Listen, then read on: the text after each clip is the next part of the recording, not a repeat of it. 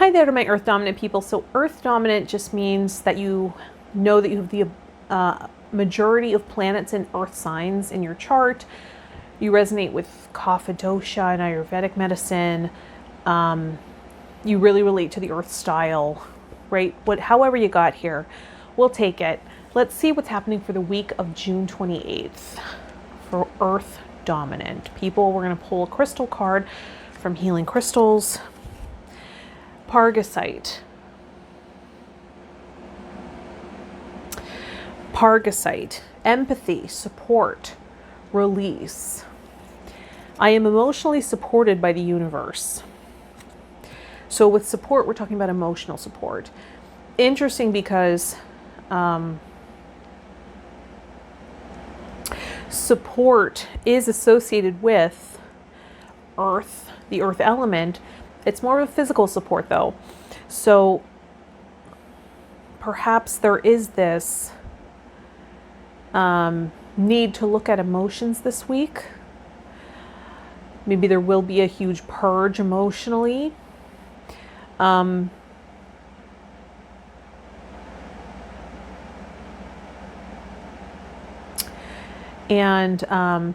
getting out of judgment.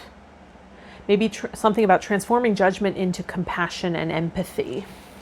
Let's see. I'm going to pull some oracle cards. I have all my decks, most of my decks combined in here. And we'll just see what comes up. I have a mentor who used to combine decks, so I got the idea from her. Cooperation and partnership bring great rewards. Two people are better off than one, for they can help each other succeed. Ecclesiastes chapter 4, verse 9. So, interesting. So maybe there is a working relationship you're looking at. Maybe you were interested in collaborating. Maybe collaborations have normally fell through for you, haven't worked out. Maybe there was a missing component of understanding or empathy, and maybe that's coming to the forefront this week to make the working relationship more compatible. Let's see what else we're sticking together. We have amber. Interesting, I'm wearing amber. Isn't that interesting? I'm wearing my amber pendant today. Let's see what the card about amber says. Give it to God. Take a deep breath, and on the exhale, release the situation to God for healing and answers. So interesting that we're looking at release as well. So we got Pargasite. Chances are you don't have a piece of Pargasite. If you do, that's awesome. I don't personally, but maybe you have some amber, right? So we're looking at cooperation and partnership. So maybe there's also this idea that what you're creating is a co-creation. The idea doesn't just come from you. Maybe it was a divinely inspired idea, and you're co-creating this vision onto the earth plane, and maybe that becomes abundantly clear this week as you feel support. Maybe someone else comes in and offers guidance or wisdom or some kind of encouragement that makes you feel understood, heard, seen, and renews your inspiration to move forward here. Let's get one more oracle card. Realizations and epiphanies. This is the butterfly life changes deck, I think it's called, by Doreen Virtue. So realizations and epiphanies. So part of the realization and epiphanies are going to maybe be how those areas in life where you've been going it alone, or believing that, if something's got to be done right, it's got to be done by me, are actually sabotaging you. And maybe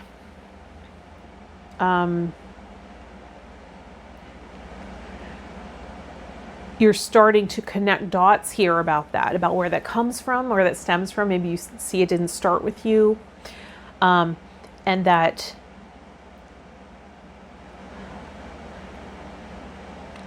you're making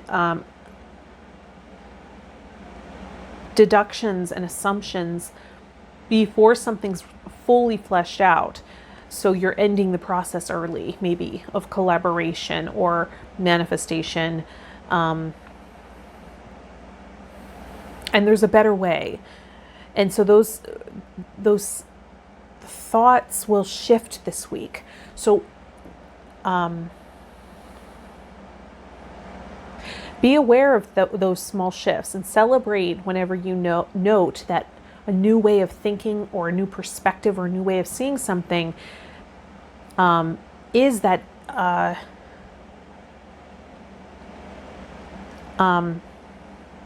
perhaps integration of that inner saboteur, right? So that there's a stronger filter around sabotage, for self-sabotage, as well as sabotage from the outside, right? You can see it early, you can cut it out quickly, you can set a boundary instead of just letting it falling victim to it. Let's go to the archetype cards, speaking of the saboteur, and see if, other than the saboteur, another archetype wants to take the spotlight here and just give us some more information about what's the shift, what are these epiphanies, what's this support, what are we gaining empathy about?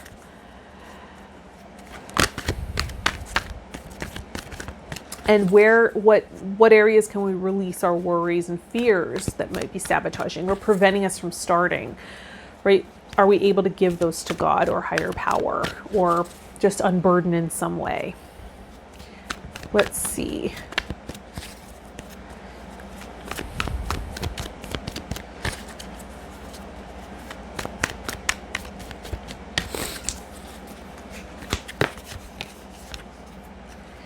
King.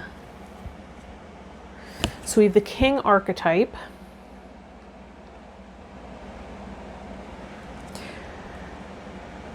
Interesting, because we'll be introducing the King of Wands this week in our we'll share our experience with the Queen of Wands in the Journey Through the Tarot series on this channel. We'll be introducing the history, symbolism, and divination of the King of Wands. The king, the light attributes: enlightened, benevolent leadership, benefiting those in your charge.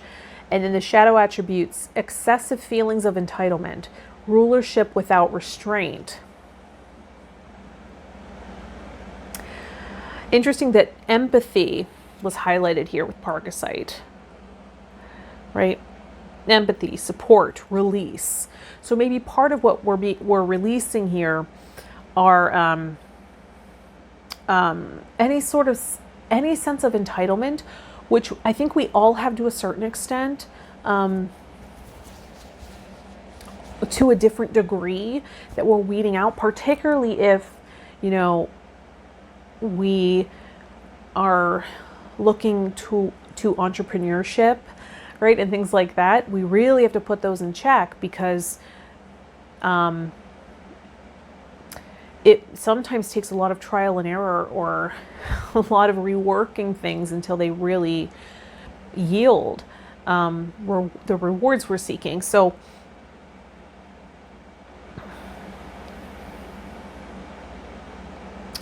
really putting those expectations in check, particularly if we're working with a team or a partner in collaboration.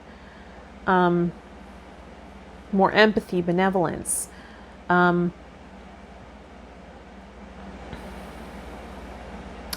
Where those areas where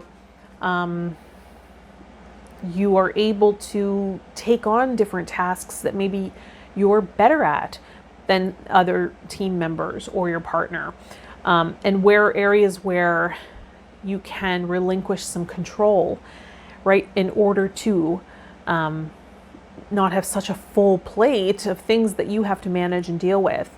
Are you able to delegate certain things and trust people to care for things in their own way? This might be what's coming up for this week. Earth style can be very critical, perfectionistic, and tend to worry a lot. And that might be, those attributes might be things that you've really been working to put in check. So you might be benefiting from doing so, from really self-correcting here and putting those thoughts, that sense of entitlement, that perfection, that inner perfectionist, putting those in check, really working through a lot of these really sabotaging tendencies, right? Putting those in check, you might be really reaping the rewards of that this week. Let's see if you have anything what's guiding you on this path. We're working with the Angels and Ancestors deck by Kyle Gray, and see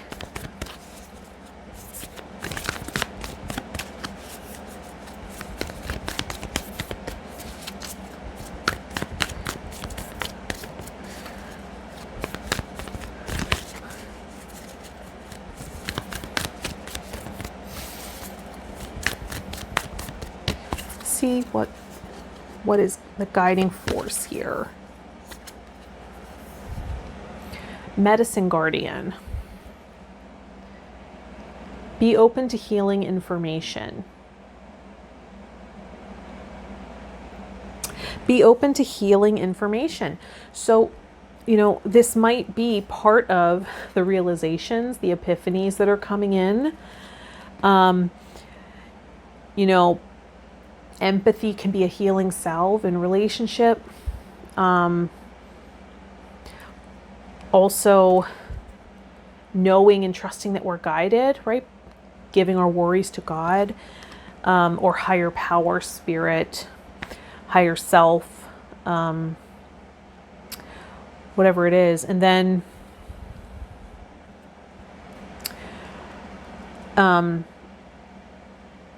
perhaps taking in and considering input that's coming from other people, where maybe the tendency is to resist.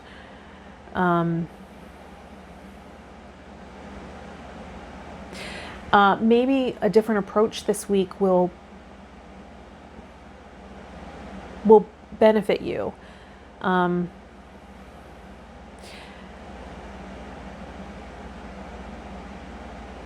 So maybe showing gratitude for someone's input and taking it in and considering it, instead of maybe there's this instinct to resist, right? Because I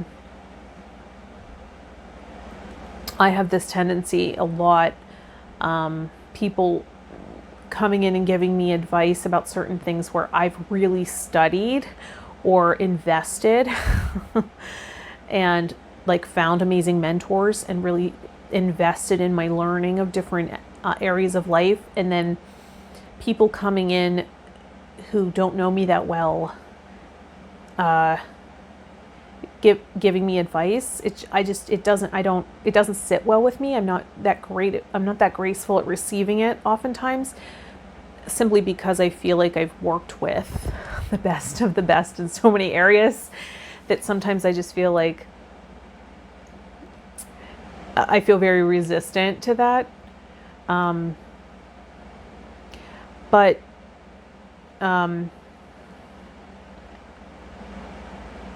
there's part of me that knows there's a better way. So, and I have a lot of earth in my chart. I'm earth and water dominant, so that might be info for me coming in.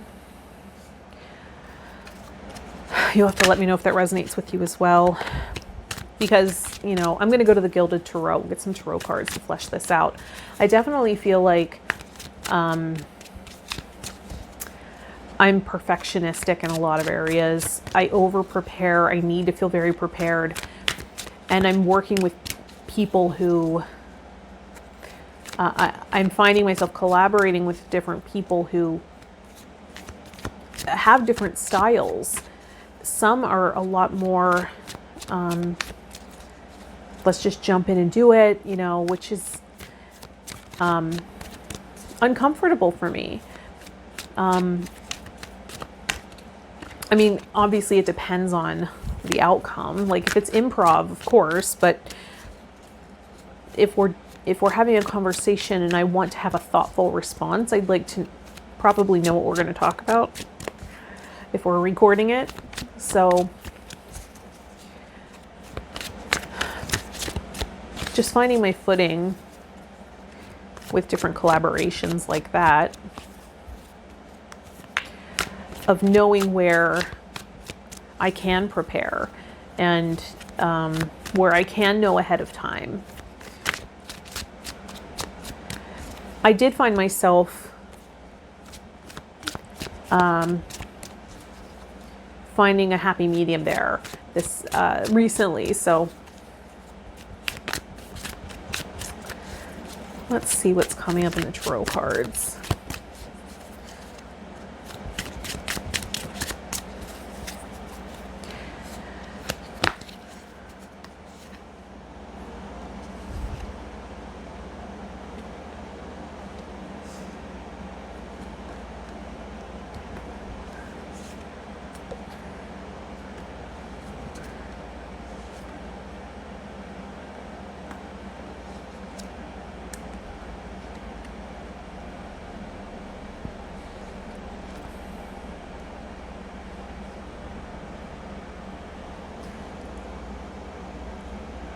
Okay, interesting.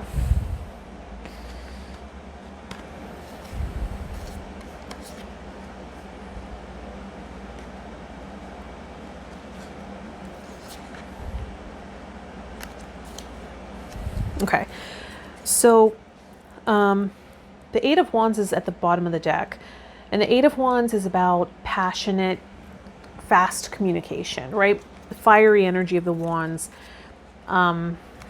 And I'll leave this upright. So communication,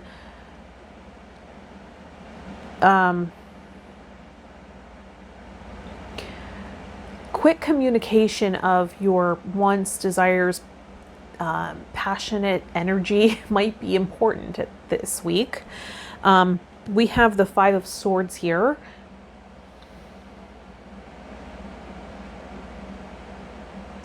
And this is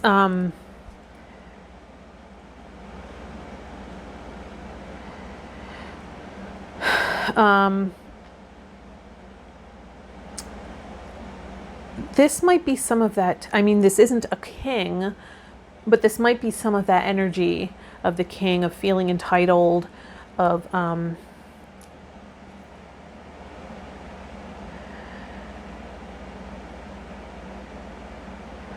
this could also be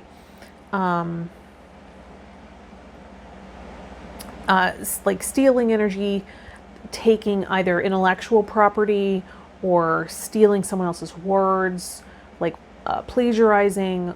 This could also be stealing admiration and or even credit for someone else's work. That might come up where we need to put a boundary around that ASAP. Or that might be where the fast communication needs to come in. That, right? Oh, actually, that was my lyric, right? Or that was actually my idea. I think we should expand upon it this way, right? So that might be where the fast communication needs to come in to kind of prevent that pattern from happening.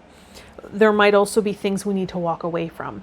The Eight of Cups. These are emotional disappointments, relationships. Release did come up. So you might need to discern. Empathy is incomplete if it doesn't include self. So are there relationships where there's someone that's taking more than reciprocating, and it's time to cut losses and walk away. This might come up this week.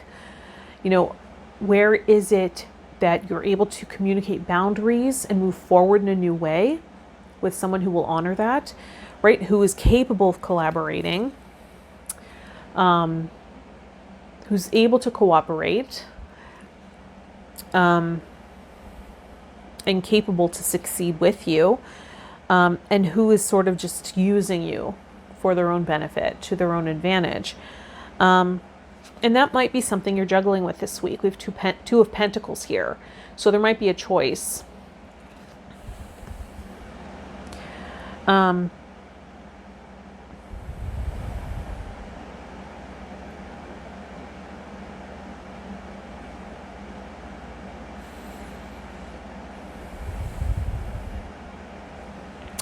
The next card that comes up is the Star.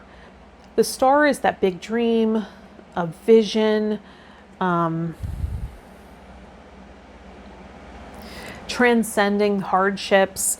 The Star is associated with Aquarius, so there might be Aquarian energy, someone who is an Aquarian.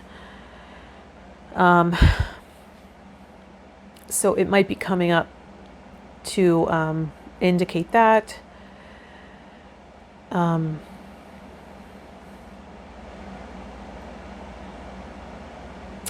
The Star might be wanting to be seen as a star or to shine.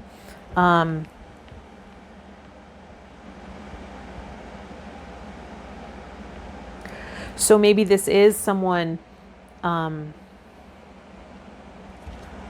using admiration or compliments to win your loyalty, and right, like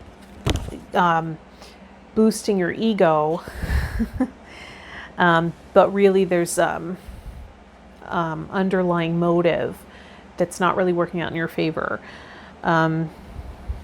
We also have the Queen of Pentacles here. So the Queen of Pentacles is confident in her worthiness, right? She knows she's a woman of substance. She's independent. She feels supported in the material world, right? We have support here. The Queen of Pentacles could be you, since you're Earth dominant. She could be an Earth sign.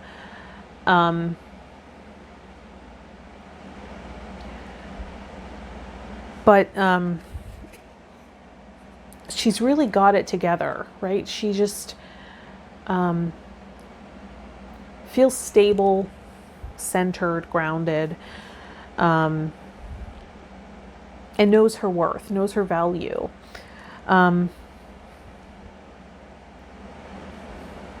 So she doesn't need anyone to validate her and create an illusion that she's a star. She's more confident in a grounded way because she creates good results in the material world, right?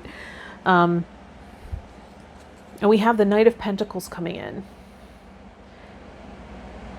The Knight of Pentacles could be an opportunity to cooperate or collaborate or even partner, right? It could be a relationship. It could be someone a bit younger, at a different, at an earlier phase of either manifestation or business, or just younger in general. Right? The Knight precedes the Queen in order. But it also indicates movement. So someone of substance moving towards you. So once you say no to sort of this pattern, right, you walk away from the credit takers, the thieves, the people that use their words to elevate your ego, but don't create a lot of substance, right? It creates this idea or illusion that they're a great collaborator, but maybe in the material world they just aren't. And once you get in touch with this Queen of Pentacles, confidence and sense of worth, it becomes much easier to simply leave it behind. That's not supporting you emotionally, right? It's creating an illusion. So you know you're a woman of substance or person of substance, and you're awaiting a partner who can collaborate, or an opportunity that's worth your value and will yield positive results. So once that is owned and established, and we manifest the opportunity or person coming in with the coin, the pentacle, this valid offer coming to you as you sit on your throne owning your power. And then there's a celebration of this collaboration. This Three of Cups is about a celebration. It's sometimes portrayed as a wedding reception or ceremony, but just some sort of celebration of people coming together. It can indicate support, emotional support of community, of like-minded people, of friends, people that that provide emotional support for each other, just celebrating coming together. And then we have strength. And this is Leo energy. But strength is what was forged in this collaboration, right? Coming together because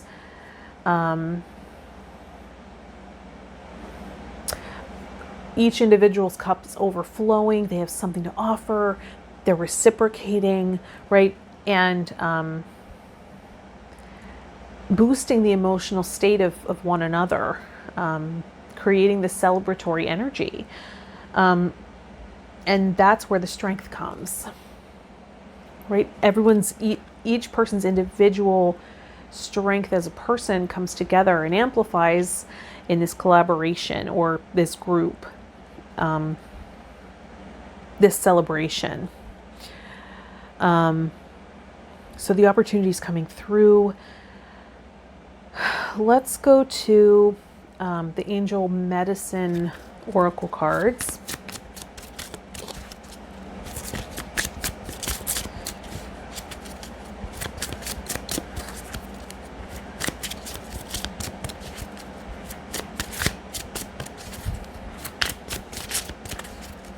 And see what might be the medicine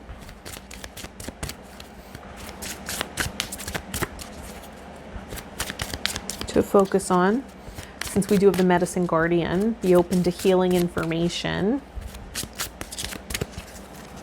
Let's see. Cut your cords. Interesting. Cut your cords. Ask Archangel Michael to clear any old attachments to fear that stem from past relationships, freeing you from destructive patterns, right? Getting out of, walking away from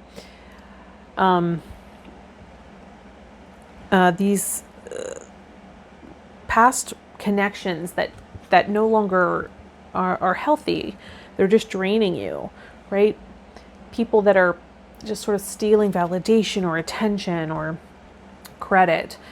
We want to end those types of connections. Let's go to the Crazy Sexy Love Notes deck by Chris Carr and get one last card.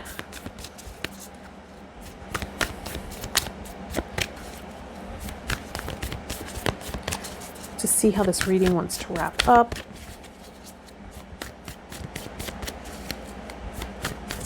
Oops.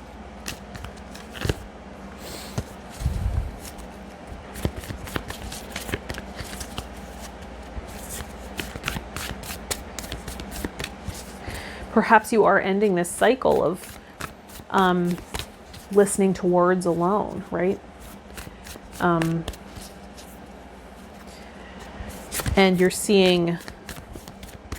you're looking at results instead.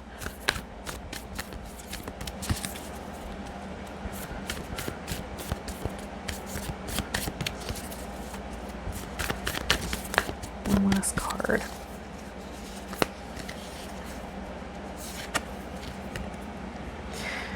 Celebrate your love. Celebrate your love. When we cherish our beloved, the bond grows stronger. We create deeper levels of trust, intimacy, and friendship. It's all too easy to get comfortable and put your relationship on cruise control. So spice it up instead. Do something special and spontaneous. And if you're currently looking for your soulmate, take yourself out for a fun date. The happier and more connected you are to yourself, the more attractive you will be to others. Interesting, right? Because we saw that once you got out of that illusion of the star and got more into the Queen of Pentacles energy, that here comes this Knight of Pentacles offer. And then there's a celebration, right? Which can sometimes be a wedding reception or celebration. And that strength comes from that celebrating energy. So interesting that the last card of the spread would be celebrate your love. So I hope that resonates. And you'll have to let me know. Look at your other dominant elements and see if that information resonates as well.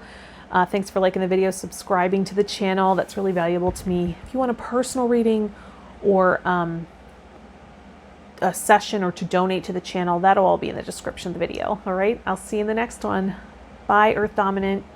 Hi there to my water dominant people. So water dominant just means that you have the majority of planets and water signs in your chart.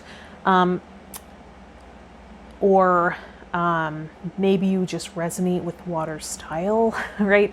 However you got here,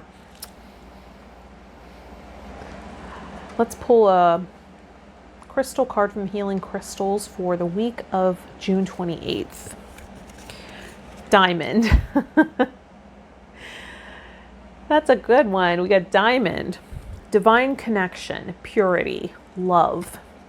My inner light shines for all to see. Diamond. My inner light shines for all to see. Okay, let's pull some oracle cards.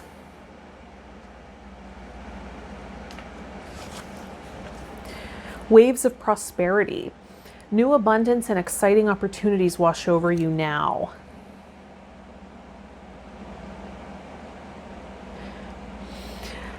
New abundance and exciting opportunities wash over you now. So, interesting that that's a water element, right? In a wave. That is the mermaid deck. And diamond is given a very high value on the market, right? So there's something to that.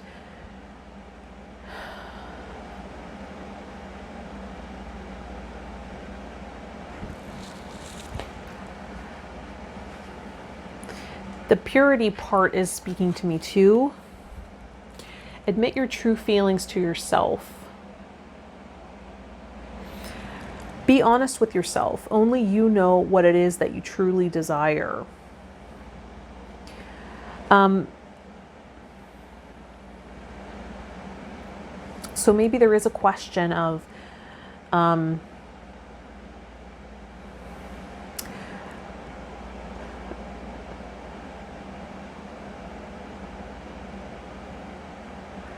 I'm seeing a diamond ring.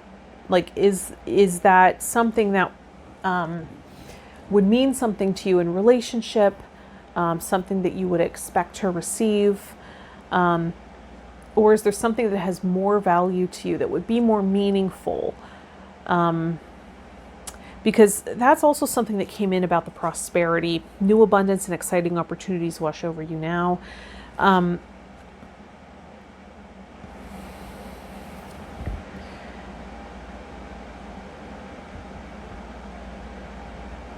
Really being true to yourself about if that's really what would have meaning for you, or if it would be something else.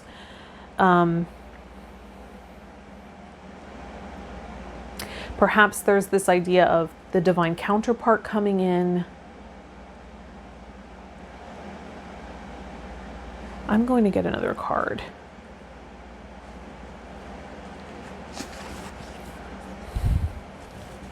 This is about finances.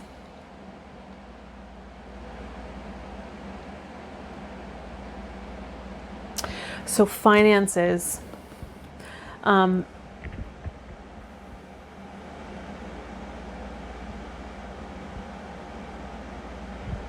You know, there's different kinds of intimacy. One of those forms of intimacy in relationship is financial intimacy. So maybe you've recently had a breakthrough financially, or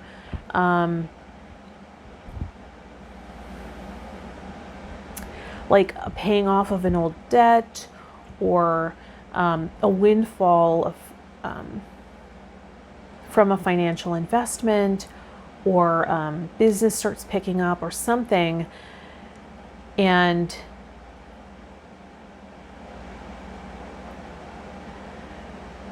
it allows you to feel more stable emotionally and ready for divine partner, the real thing to come in. That maybe this was something you had shame around in the past, but now there's this new stability, this newfound status maybe.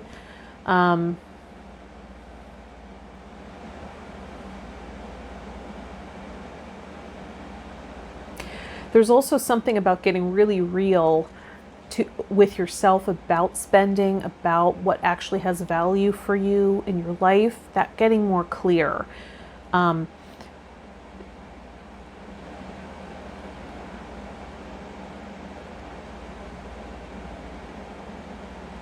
okay, so healing the sacral chakra maybe was, the sacral chakra possibly had been exacerbated. And as you get more in touch with your passion, excitement, celebrating life in a way, in some way, or gratitude, what ends up happening is it balances the sacral chakra, which is, when it's exacerbated, it's the not enough syndrome. So there might be careless spending just because there's this feeling that nothing's ever enough, right? There's no satiating it. And it can, with that exacerbation, what can also happen is even when money comes in, it tends to go right back out through spending or bills or whatever it is. Maybe that's being healed. You've done some work here. And as you balance out that water element in the system, by getting in touch with more fire, like passion, feeling more clarity of purpose, feeling more connected, that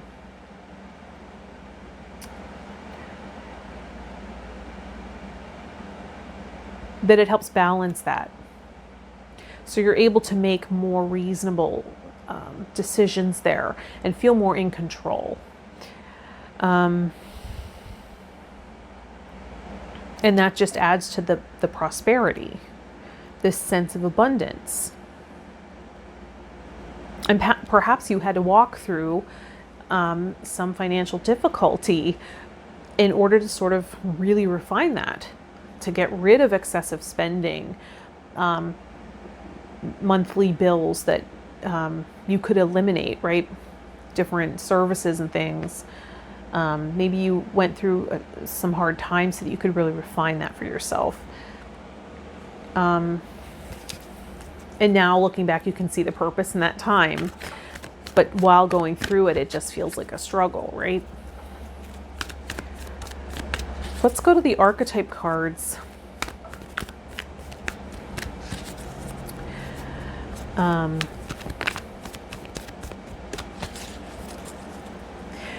Something came in about there's this new trend of morganite engagement rings as opposed to diamond, which I think are more affordable, and they feel more meaningful for people, for women in particular. Morganite, the Morganite crystal, as opposed to diamonds. Not sure if that has any meaning for you.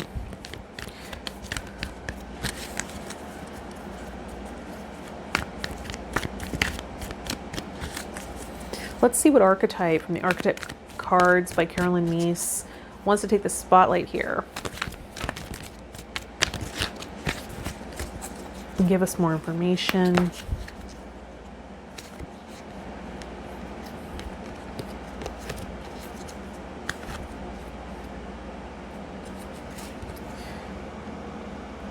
So we have the Prince archetype.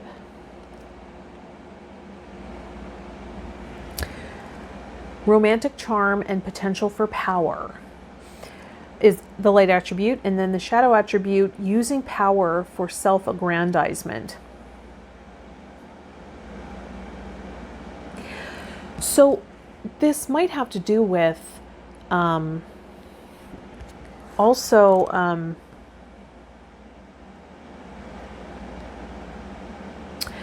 coming from, as we integrate the shadow here, of maybe presenting, like oftentimes we'll feel the pressure to present like we have a higher status than we do financially, and it leads to a financial loss, right? Feeling like we have to have like modern styles and like expensive jewelry and or whatever it is, to or gadgets, right? To feel like we're at least competing, like we're in the game. And sometimes that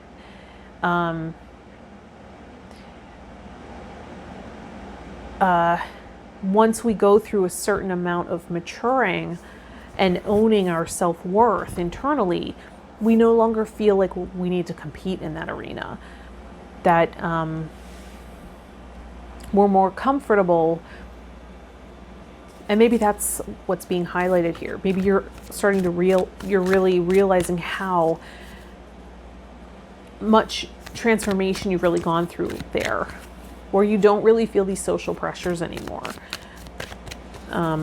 You've really matured in this area.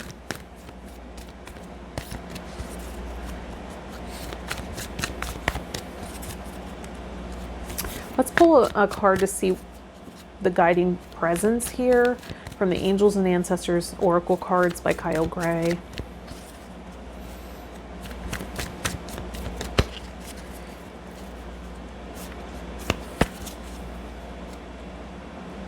With the Prince archetype, there's also a coming into that power, right?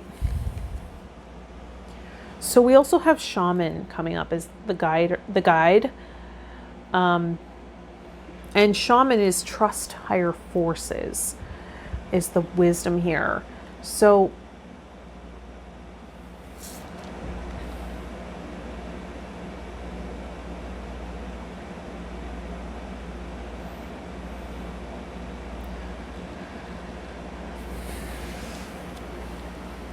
there might be something to that emotional patterning, emotional spending, if you've ever heard of that.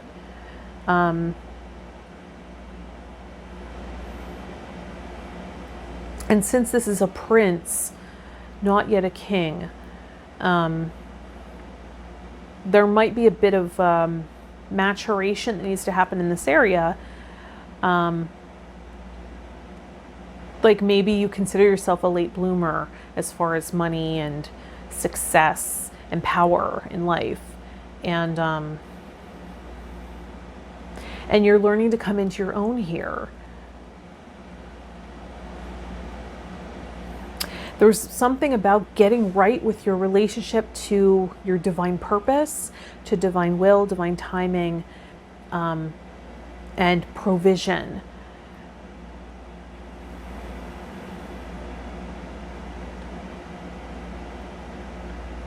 There might be something to look at as far as healing mother bond.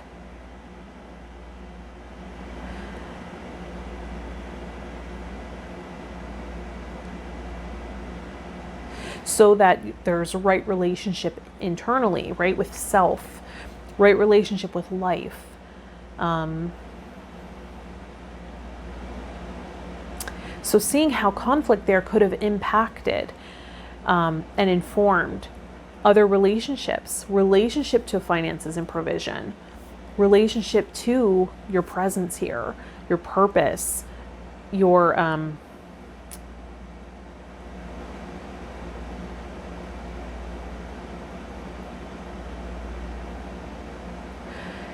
connection to Mother Earth.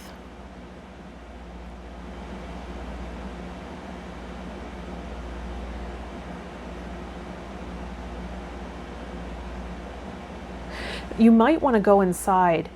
There's this exercise in family constellation that's coming in. Imagining you're seated, your mother's standing and moving towards you. Imagine, you might want to use your hand, imagine her knee touching your knee. You can use your hand to do that. And then imagine what comes to you first. Is there a longing, a reaching out kind of energy? Or is there a sort of a resistance, right? A pushing away. And that alone can be very telling about your connection, right? Your relationship to Mother, as well as your connection to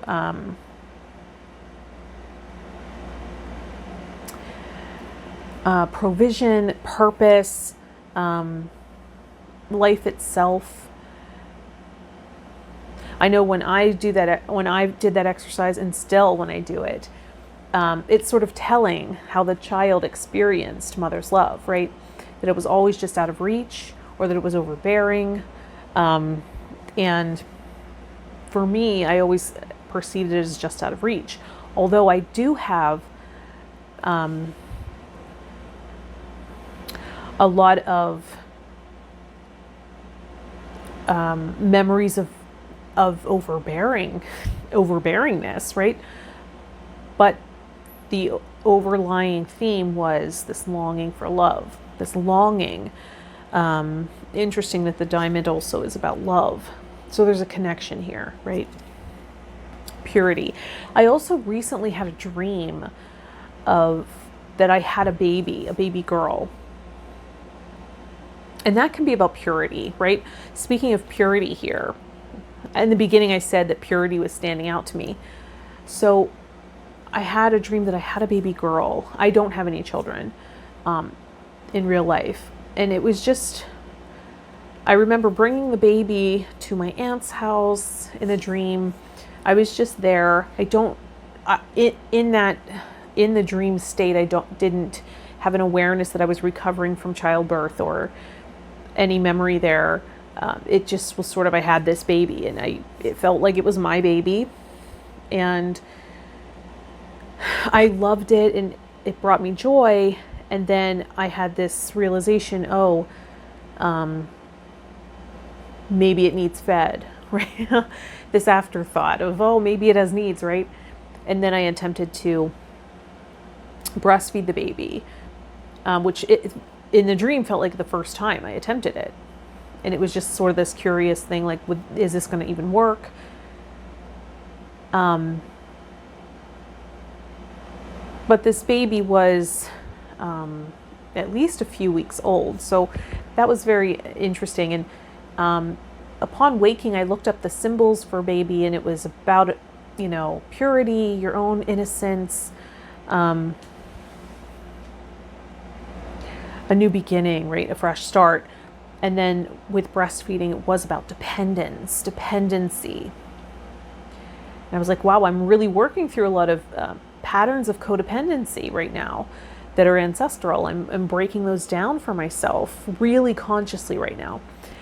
But what also came in about that was how I had so much love and joy at having this baby. It was fulfilling a lot of my needs for connection and just purpose. But then I realized upon waking, when I was reflecting on the dream, oh, the baby's needs were kind of an afterthought. And I thought that was very interesting. And I think it can be telling of sort of living on autopilot, right? When we're still in our instincts, if we haven't transcended those, we don't think about, and we might find this in past generations, our parents just not even really considering consciously if they are prepared to fulfill the needs of a child, right? So I thought that was very interesting and very telling about my connection, right, to the caregiving I received, which has consequences for your entire lifetime, right, that you'll be influenced by. So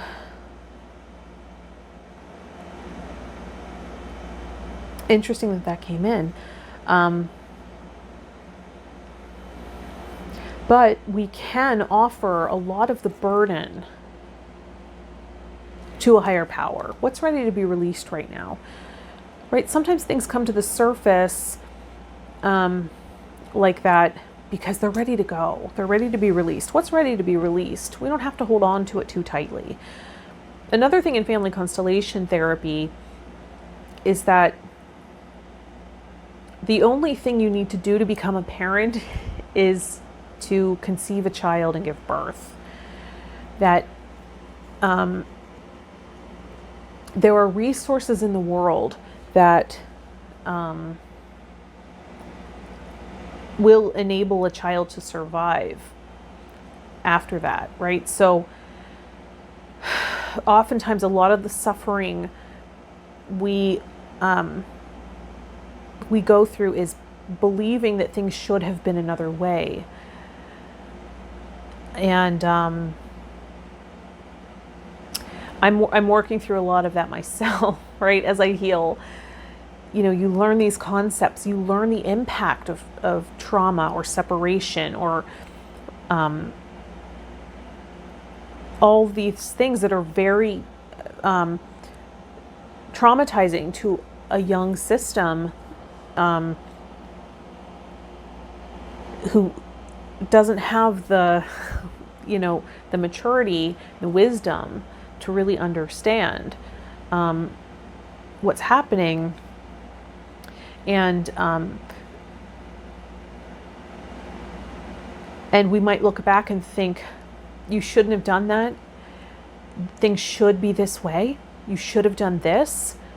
And it can prolong the suffering for us. So it's just doubly unfair. But that's what learning a lot of this stuff did for me. Although that's not the goal, right, of the work, obviously. The goal is to see this is probably a source of some of these feelings, these tendencies, these patternings. If we can look there and work with those moments, we can actually shift that in the unconscious by bringing it out and playing it out and changing up the images. So that might be coming up for you this week, looking at those patterns that have affected you throughout life and maybe are your autopilot. But know that as we evolve as humans, we can transcend that, right? We can come out of our animalistic instinctual nature, come out of the autopilot and take conscious control over certain aspects, right? And know that we're being guided in that way, and that we can offer up things to be recycled, right? Offer energy up to be recycled, or transformed, transmuted, right? We have power, more power than we've ever been led to believe, right? There's actually a book by Robert Greene called, I think, The 33 Laws of Power. It's the most requested book in prison. It's also the most banned book in prison, I think. That's what I heard. I'm going to go to the, what's this called? Alchemical Tour Renewed by Robert M. Place. But Robert Greene's book, 33 Laws of Power. Interesting that someone in authority doesn't want that book in the hands of prisoners, right?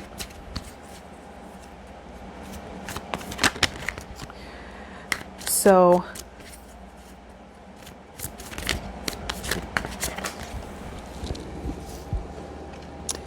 just going to some tarot cards.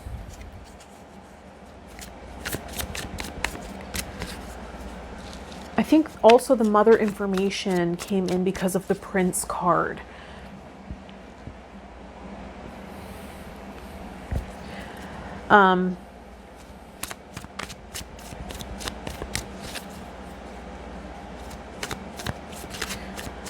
Another principle in the family constellation system is that it's important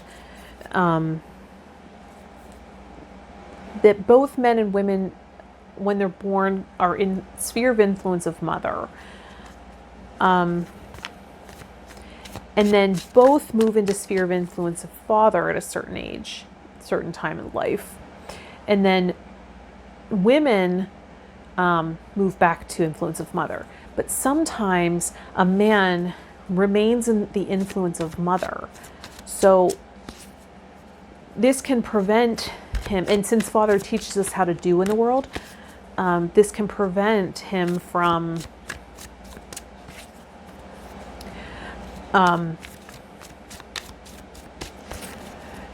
being able to sustain a relationship long term.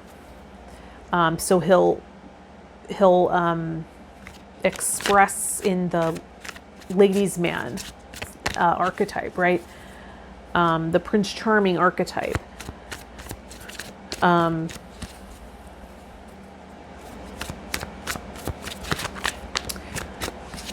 for women, what can happen is if we never come back to sphere of influence of mother, it affects how we feel about ourselves. We might actually feel we need to do to prove ourselves. So there might be this conflicting relationship with who we are and our value and our worth, and have it really attached and associated with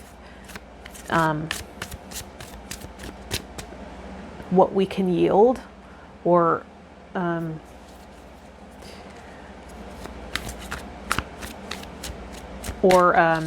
what we produce, or what we create in the world, what we do in the world. So we might be more of a human doing than a human being. Let's just take a few. This is getting long. Let's just take a few.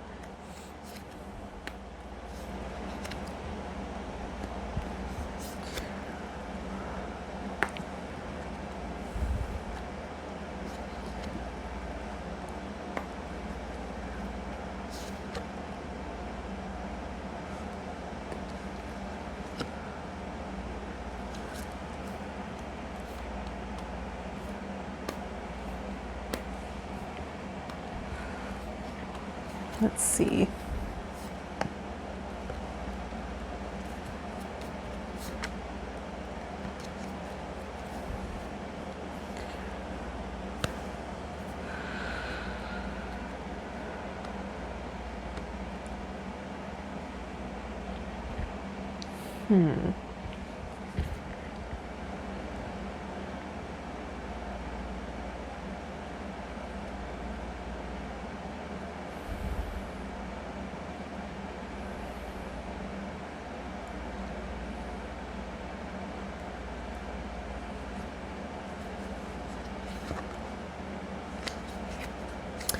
Okay, so at the bottom of the deck we have the 8 of coins. I'm going to try to go through this kind of quickly. I know I rambled on a lot. So the 8 of coins is a focus on work, right? So this might be the illustration of human doing. Someone who's really working on refining their craft. He's stamping those coins. So this might be a pattern that's come out of heartbreaking situation. This initial heartbreak of not feeling accepted or loved appropriately, or like there wasn't enough love to go around, right? From mother. So then there's this longing to merge, to heal that relationship, right? We're unknowingly transferring that onto partners. This longing to merge. There's nudity on these cards, just so you know. Nothing too intense, but this is the lovers uniting.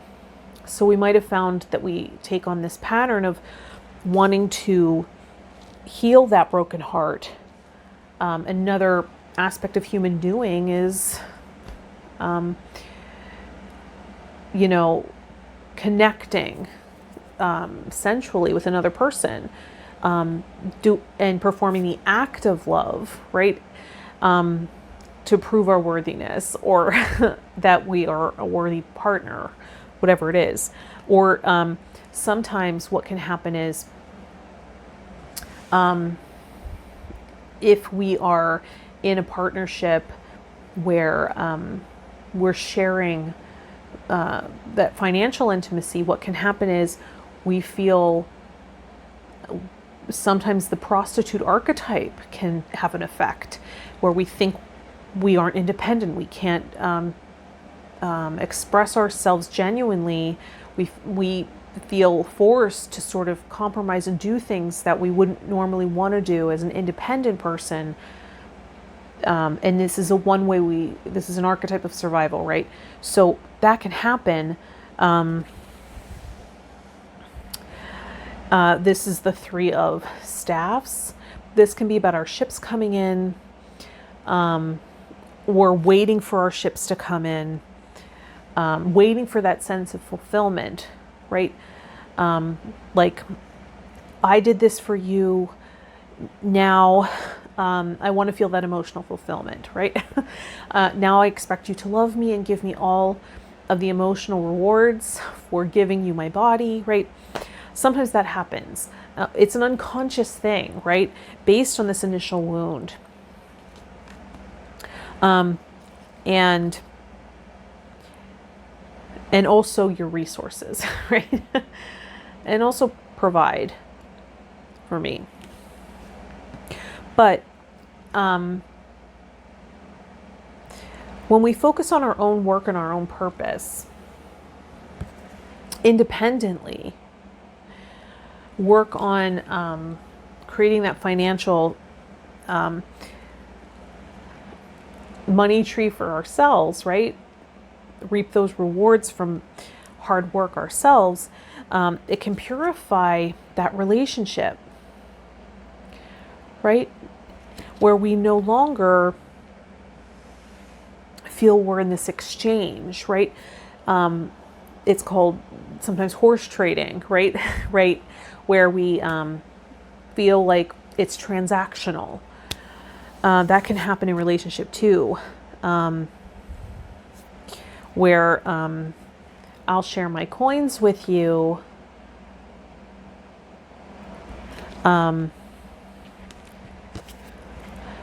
if you, in exchange for love, intimacy.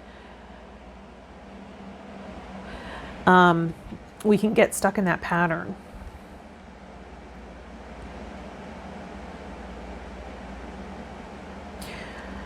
But the Fool's coming up to say we've been there, done that, and it's time for a new beginning. It's okay that we've integrated that information and that wisdom with the star there. And we're going to take the first step in a brand new journey where we can purify this pattern, right? And trust in divine guidance, divine wisdom and power to, we've outgrown this process, right? We've done healing. Let's see what will be medicine with the Angel Medicine Oracle cards.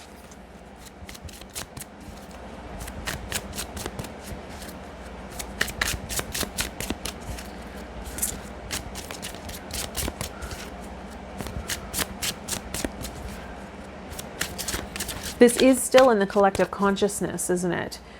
This sort of, this attachment between love and money. It's a new radical kind of approach to love, to marry for love. As that used to be a financial contract, right? So maybe this is part of the work of separating this out.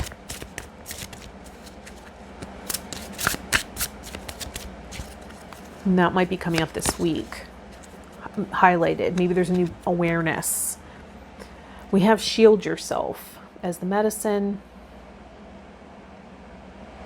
Shield yourself. Protect yourself from harsh or fear-based energies by envisioning a cocoon of healing light surrounding you.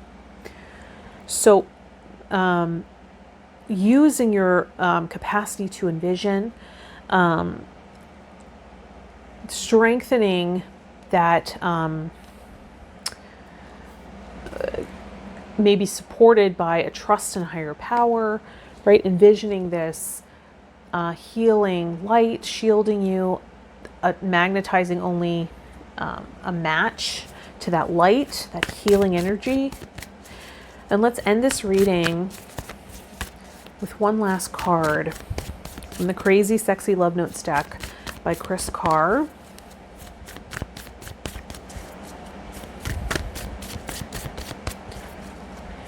Interesting that both of the Lovers cards came out. You know, Robert Place, his Alchemical Tarot Renewed deck, has two Lovers cards, the Lovers Uniting and the Lovers Kissing. And this is more of the puppy love, romantic love, initial phase, more innocent, pure love. So it might also be once we get out of the bartering, we have an abundance and overflow of our own resources. We feel we have enough to share, right? That we're no longer in this horse trading situation, that we have an opportunity for more pure love based on pure intent. One last card to wrap it up. Because these are all unconscious patterns and they're very common ones. So it's nothing to judge yourself for.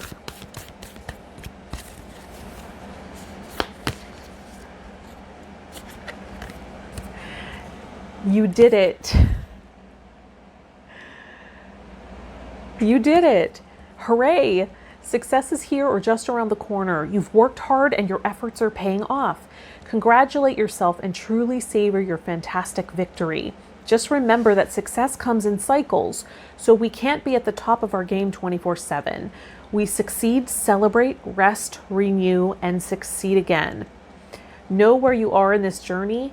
You did it before and you'll do it again and again. So we succeed, we celebrate, rest, renew, and succeed again. Right? It's a great sign of success. I hope this was helpful. I hope there's some medicine in there, something resonated. Let me know in the comments. Check out your other dominant elements. If you want to your own session, reading, or to donate to the channel, those links will be in the description. All right, I'll see you in the next one. Thanks for liking and subscribing. And I'll see you in the next reading. Bye to my water dominant people. Hi to my fire dominant people. So fire dominant just means that you know you have the majority of planets and fire signs in your chart. You resonate with the fire style or your Pitta dosha in Ayurvedic medicine, whatever got you here. This is your reading for the week of June 28th. Let's pull a crystal card from Healing Crystals decks. Let's see where we start. Covalite. Covalite, dream or detoxification, dream recall, intuition. My dreams assist me in my spiritual growth. Covalite. So do you have a piece of covalite to work with? Are you having vivid dreams that you're working with the symbols there, looking at the symbolism? Are you having intuitive psychic impressions, right? Let's pull some oracle cards. Protection. Your loved ones, and your possessions are safe and protected by heaven. Covalite can be protective.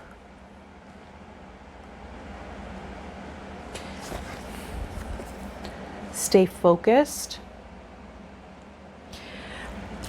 Where our attention goes, energy flows. So, if you're able to maintain an awareness of your entire energy system, that's how we protect it optimally, right? And then we have holiday. The answer you're looking for can be found during a vacation, retreat, or holiday getaway. So maybe taking a trip to a naturescape, right? Could be healing, powerful, support the energy system, help you with detoxification, particularly with water. Water can be very healing. The element of water can be very healing for fire dominant people, particularly if you don't have a lot of water in your chart or system. Water, particularly moving water, right?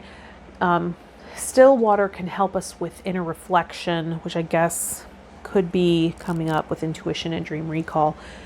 It can help with reflection, depth, right, self-inquiry. But running water helps us manage emotions. It helps us see it also heals our energy system by releasing those negative ions that help us feel more calm, relaxed, soothed. So maybe going near the ocean or running water could prove very beneficial for you at this time. It could also be cooling. Let's go to the archetype cards by Carolyn Meese and see what part of you would like to take the spotlight here or bring us some more information.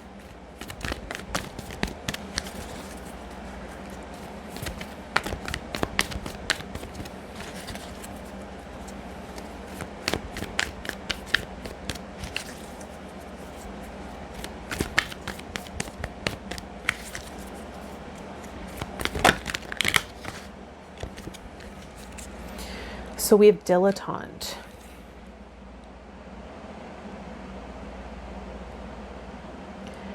Dilettante. The light attributes delights in the arts without having to be a professional, alerts you to the danger of becoming superficial in your pursuits. And then the shadow attribute, pretension to much deeper knowledge than you actually possess.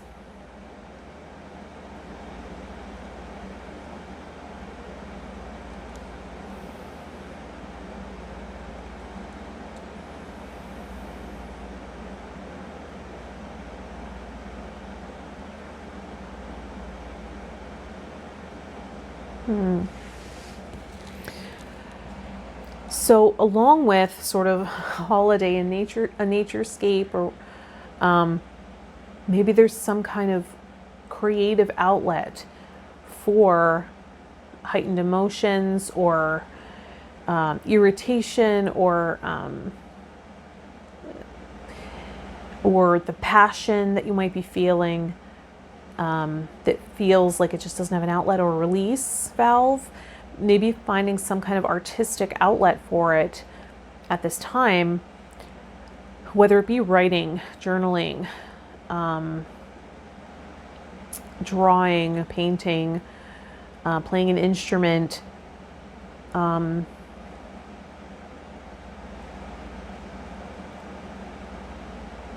dance. Some sort of movement is always good for fire.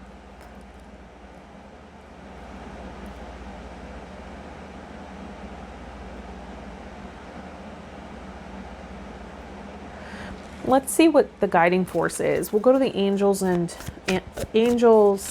ancestors oracle cards by Kyle Gray and see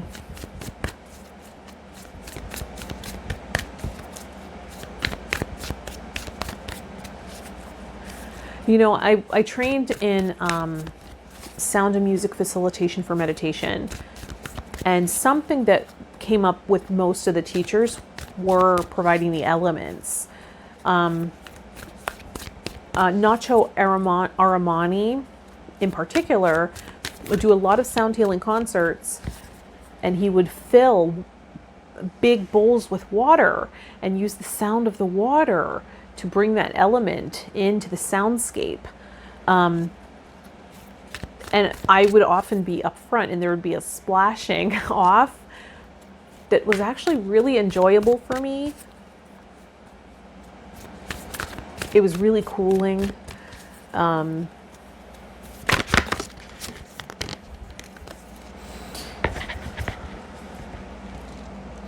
then we have High Priestess as the guiding force. High Priestess, harness mystic power. So the dilettante's shadow is pretension to much deeper knowledge than you actually possess.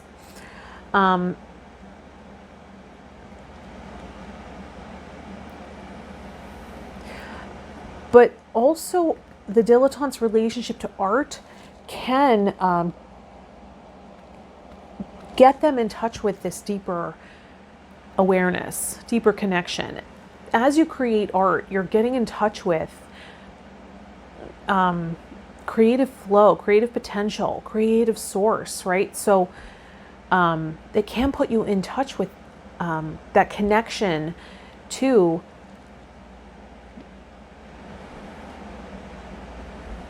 the mystical. You attune to energy when you're creating art, and it's a practice. Creativity can be a spiritual practice. Julia Cameron writes about that process. Maybe that's something that you're refining, you're really getting in touch with, you're reincorporating into your routine this week. I'm going to go to the Gilded Tarot by Ciro Marchetti and see what the tarot cards have to say about this.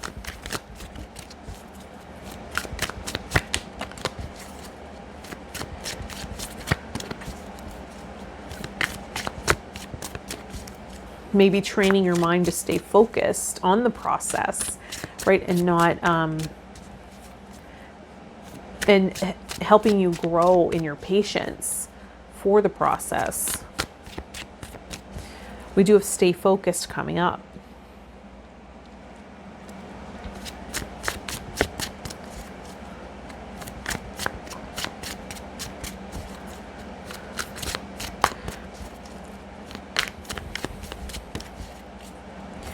And maybe you've never quite felt safe to create.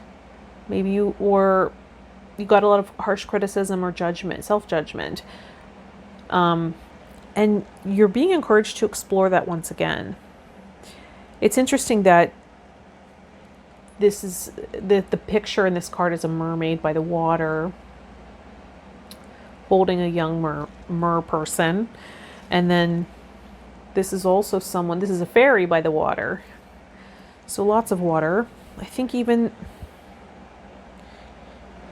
that's probably not necessarily water, but it kind of resembles water, where the dilettante. And the bowl that she has in her lap is similar to the bowls that Nacho Armani would use, like big metal bowls though, and strike them to give a certain sound with the water, as well as just swish the water around.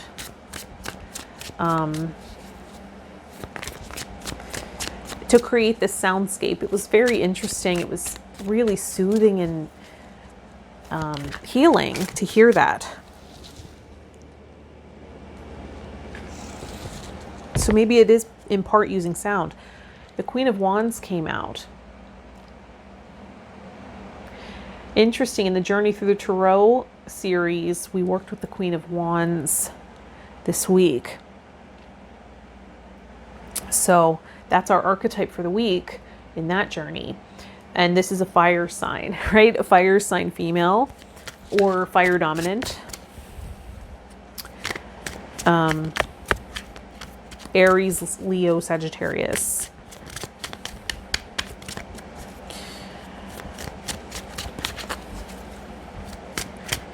So that could just be you in your passion.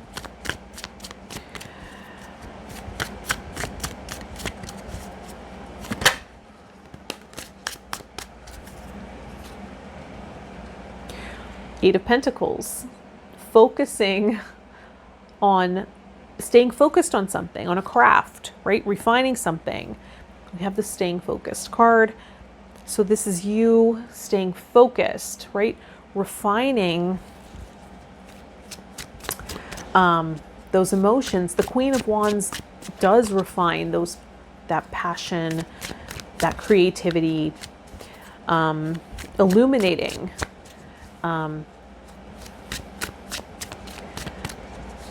Those things that often go unseen, right? There's a certain amount of mastery here. Could definitely be in alignment with the High Priestess there.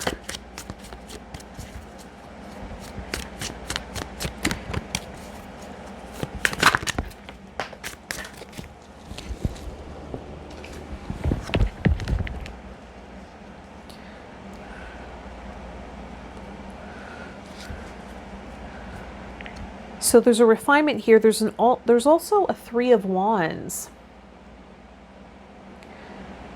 The Three of Wands is waiting for your ships to come in, right? Having planted the seeds, having set the intentions, waiting for guidance, waiting for signs of life in a way, right? Signs that, I guess I'm just going to keep dropping. That's how they're going to come out.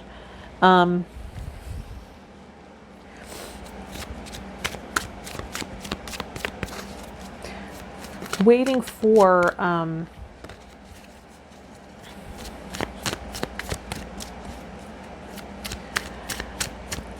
I guess divine guidance, right?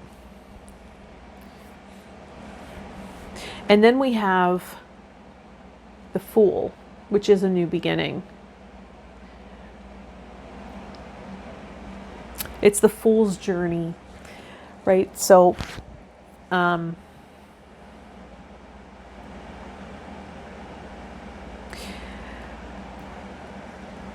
some level of beginning again, revisiting something now with a new, having integrated wisdom in some area. So starting with fresh eyes, maintaining a beginner's mind while still having integrated the wisdom and lessons learned. And the star is at the bottom, which is the big dream or vision. This is also Aquarian energy. So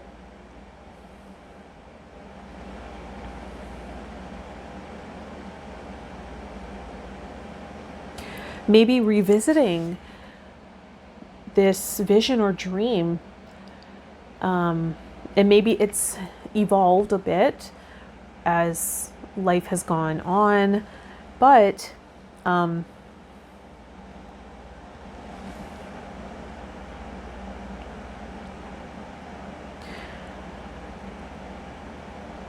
oh, hello. Waiting for the ships to come in by the waterscape. See? Near the water. Interesting. And although the wands, sometimes Robert Place uses staffs, so sometimes I get that mixed up. But so while, wands are a fiery suit, this card is often has water in the image because the person's waiting for literal ships to come in, carrying cargo, or the metaphor, right? Ships coming in after having planted the seeds. So, and the star is also working with water here. So water keeps coming up.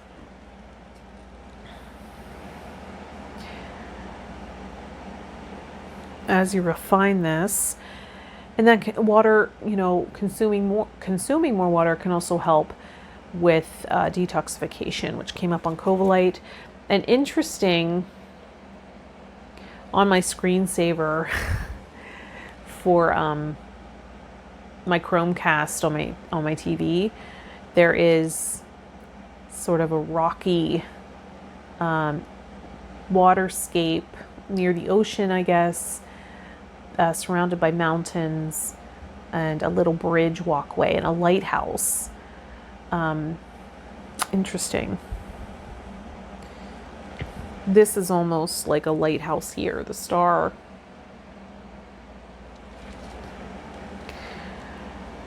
And maybe you are here to illuminate something for people, help shine a light on the path for others.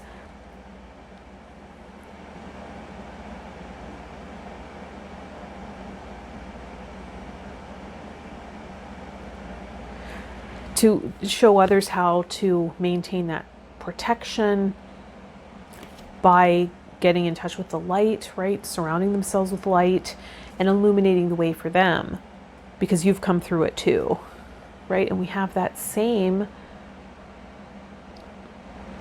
sort of lantern or torch here with the Queen of Wands.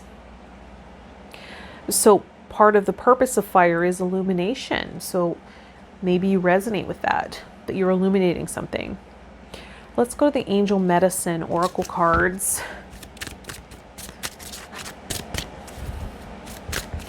And see what comes up there.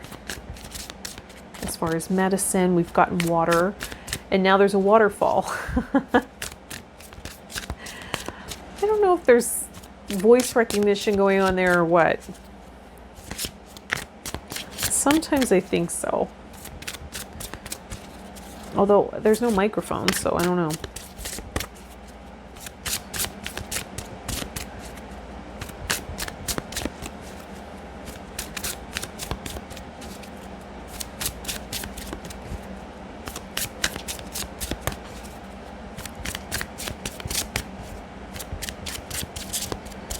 What will be some angel medicine? We have ear chakras.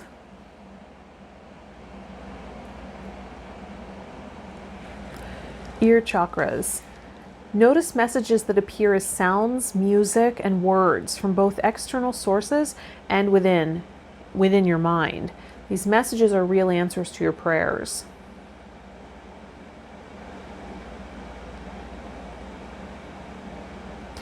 Interesting, because the sound healing component came up. So maybe part of it is the sound of, and now there's another flowing river on the, that has to be connected somehow. It is Google. That's so weird. But now there's another kind of flowing waterscape with a waterfall. Anyway, which can symbolize detoxification, filtering out toxins from the body. maybe to make yourself a better channel, right? To get more in alignment as the High Priestess archetype.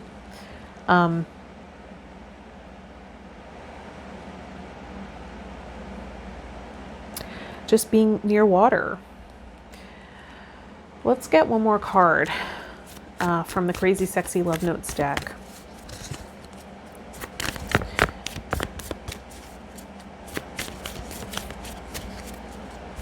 To see how this reading wants to wrap up.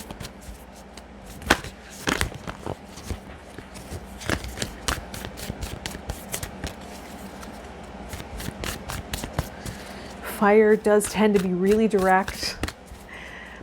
I don't tend to go on and on as much.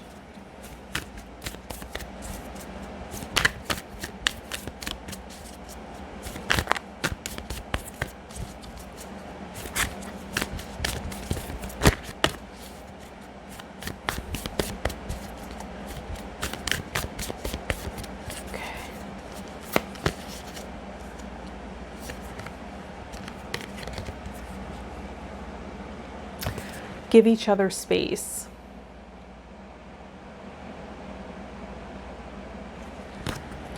Sometimes it's hard to work out our differences when we don't have enough space. So take a step back to create room for authentic conversation. Perhaps you need to consult with a therapist to guide you through the emotional thicket, or maybe you just need some new tools for healthy communication. Whatever it is, don't try to fix it right now. Give each other space. So interesting that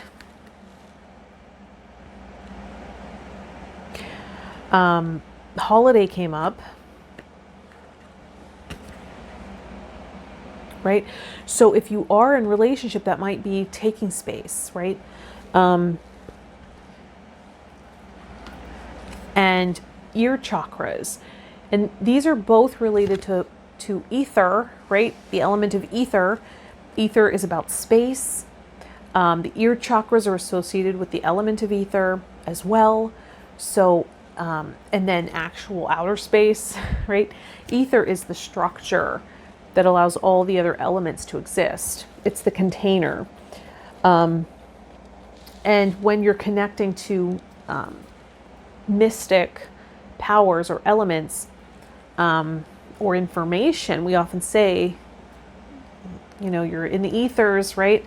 So perhaps ether will be medicine for you, giving yourself space, taking space to observe, explore, in a time of waiting for guidance, right?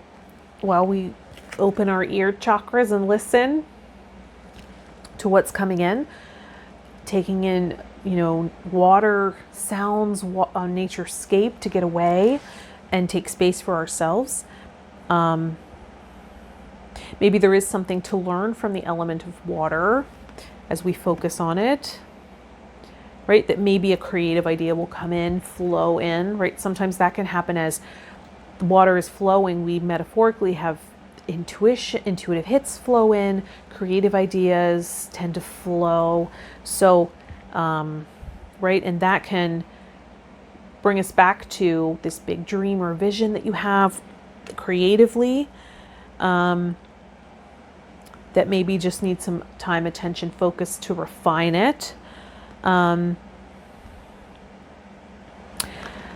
new beginning around that with your, all the information and wisdom you've gained from your experiences in life.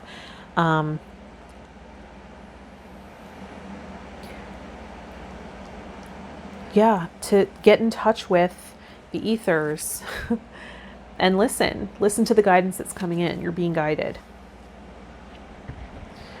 right? And it's you're protected. So it's safe for you to explore this now. All right, I hope that was helpful. Let me know in the comments if that resonated.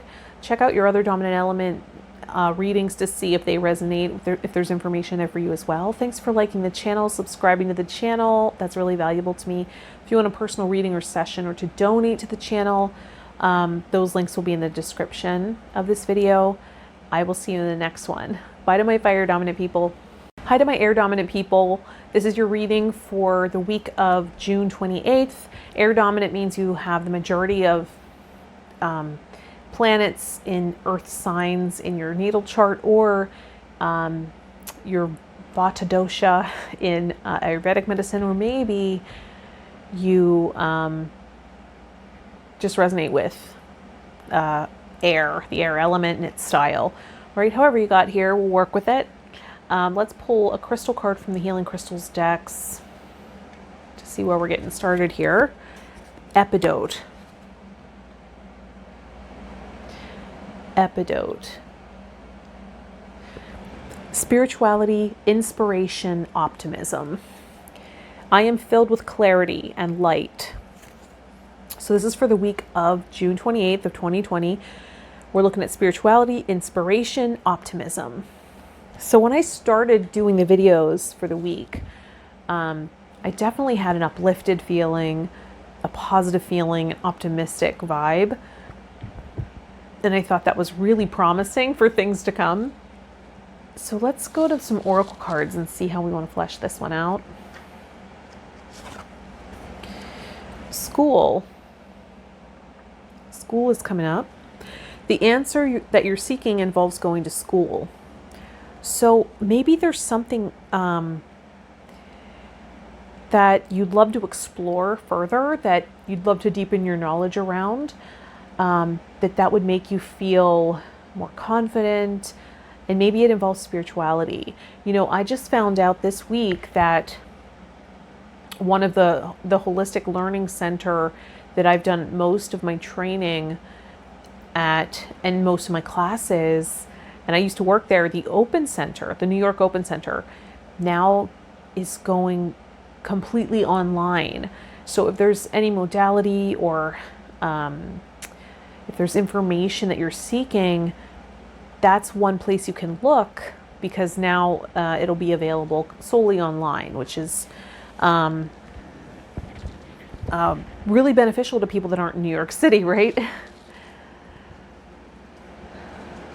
Let's get some more info here. Embrace adventure in your life. Jesus said, "For the kingdom of heaven belongs to those who are like these children." Matthew chapter 19, verse 14. So are you able to get in touch with that childlike wonder, sense of play, and improve, maybe update your metaphor for life to life is an adventure, right? So that challenges and problems seem more exciting, and you're more resilient and resourceful in overcoming them, right? Sometimes just that simple switch of shifting our thoughts and those metaphors that we tend to use in life, it seems like a simple thing, but it can have, really profound results, particularly for air dominant people, right? Who are highly on the mental plane, working with thoughts and words. A crystal card, Tanzanite. Tanzanite, ready to love again. You've healed from the past enough to open your heart to new love. Interesting. So maybe love is something that would benefit from being seen as an adventure, as opposed to,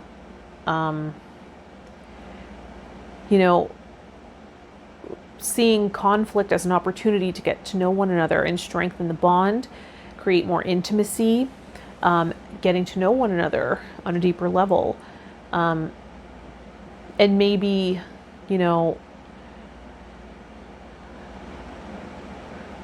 doing some exploration and gathering some more information would help you there. Maybe that's why school's coming up. The name Harville Hendrix is coming up, and I do know that he's written a lot of books with his wife, whose name escapes me.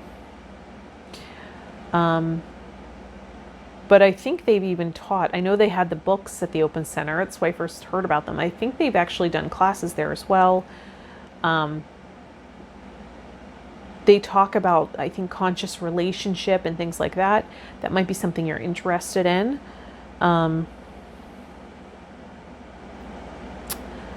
Let's go to the Archetype cards by Carolyn Meese and see which part of you would like to take the spotlight. Maybe give us some more information about what we're exploring here. What are we looking at for the week of June 28th? What part would like to take the spotlight?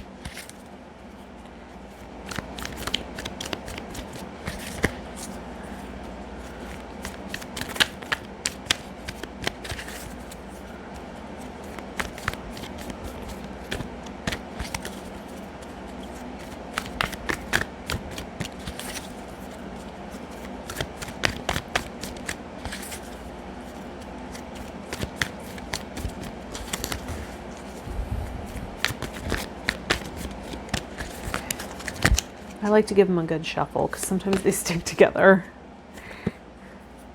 You're not going to believe this. Student. Student. The light attributes: humility and devotion to knowledge, openness to lifelong learning. And then the shadow attributes: arrogance in the pursuit of destructive knowledge, unwillingness to translate knowledge into action. So maybe you're a lifelong student. I definitely relate. Maybe you're someone who goes around and collects knowledge, information, and it, it is a process to take it from the mental plane and then to the heart center and then to embody and, use it to actually change the trajectory of, and the momentum of where you're headed, right? By changing your behavior. So, maybe it's not getting past the mental plane, some of the information that you're gathering and connecting. Maybe a different approach to learning would be helpful.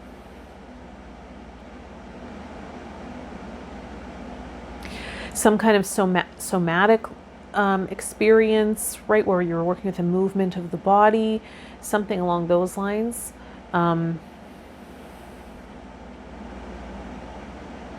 It's so interesting that student came up with school, though. These are totally separate decks, right? I mean, the fact that I still get surprised. It's amazing. And the fact that spirituality, epidote, spirituality, inspiration, optimism. I am filled with clarity and light. Discerning what areas require more competence, right? Competence, like learning, gaining more tools. And where could you just use a healthy dose of confidence, right? If you think of when we look at embrace adventure in your life, and then the quote from Jesus, "For the kingdom of heaven belongs to those who are like these children." When we think of children, there's a boldness, right? Until we kind of get self-conscious. So perhaps also bringing on the boldness that you had as a child, right? Before you started really getting self-conscious. Because know that some things require more competence. But are you one of those people that goes around collecting knowledge and information and inspiration and never really put it to use?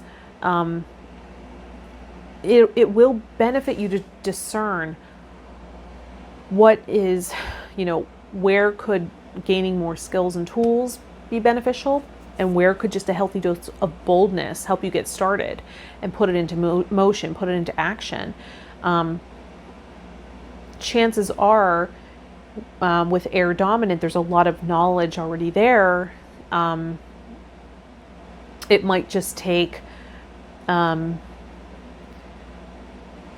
support or motivation to activate it on the material plane and to bring it down and to anchor it into something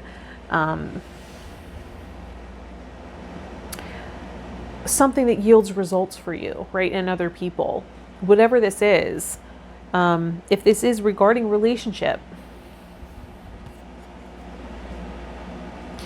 you've healed your heart enough to move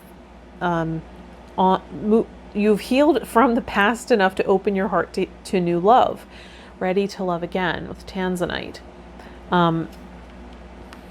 Maybe this is, you've had every kind of romantic connection you could think of, and you have a different outlook on relationship, that you could help other people. So maybe you are a student of life in that way, right? And maybe just some structure could help you either create a coaching template or some kind of program to help other people. The New York Open Center offers a coaching program. It'll probably be completely online now. It's one of the best trainings you could ever get.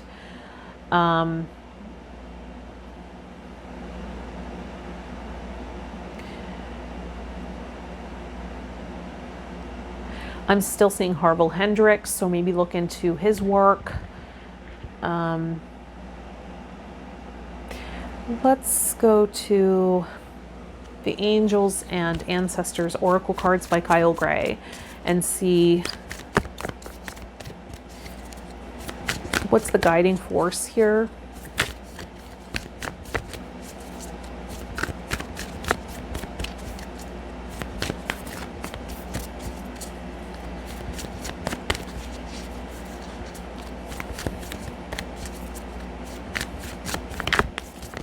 These cards also tend to stick together, so I want to make sure they get a good shuffle. They tend to repeat too, I've been noticing. The archetype cards and these, the Angels and Ancestors cards, I will oftentimes get the same card as I did in the last reading. So I just want to make sure it's a good shuffle.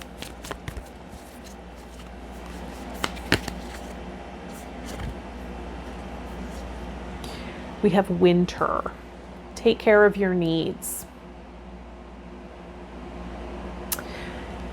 Take care of your needs. So maybe part of what student is coming in to show is that you've also learned what you need in partnership, what you require from a relationship. Maybe you've also sorted what are personal needs that you can care for yourself. And it's overbearing to expect that from a relationship to take care of all of your needs. In fact, that's codependent, right? That's a codependent tendency. So maybe there's part of that that's being healed out, right? You're growing in discernment here. Maybe that's part of the school and student what's meant by that as well is that you've taken all these relationships as opportunities to learn and grow. I'm going to go to the, what's this deck? Alchemical Tarot Renewed by Robert M. Place.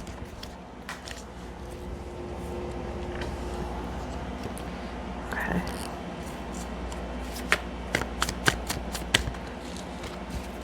And see what's coming up in the tarot cards as far as guidance for the week of June 28th, 2020 for air dominant people.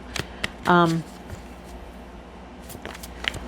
am getting to check out, I think it's opencenter.org is the website.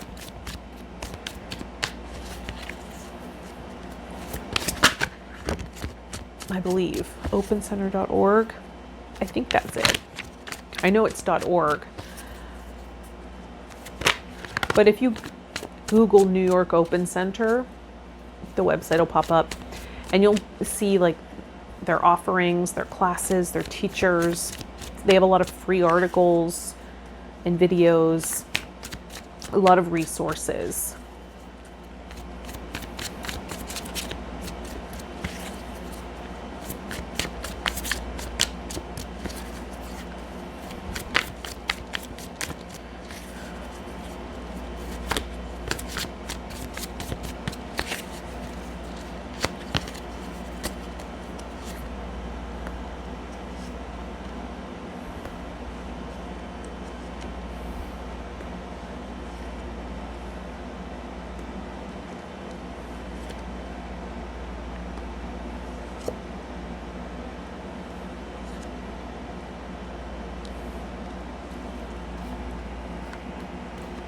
Interesting.